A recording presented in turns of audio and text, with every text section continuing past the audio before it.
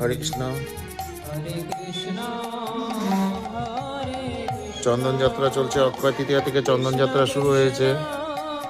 দেখুন ভগবানকে কত সুন্দর চন্দন লাগানো হয়েছে। তাই সকল ভক্তবৃন্দের কাছে অনুরোধ, আপনারা সকলে মন্দিরে আসবেন এবং কেউ চন্দন যদি নিয়ে আসতে চান, চন্দন নিয়ে আসতে পারেন মন্দিরে, এবং চন্দন বাড়তেও পারেন মন্দিরে এসে। ভগবানকে সরাসরি সেবা করার এটা একটা বড় সুযোগ, যেটা ভগবানের শরীরে প্রলেপ করা হচ্ছে।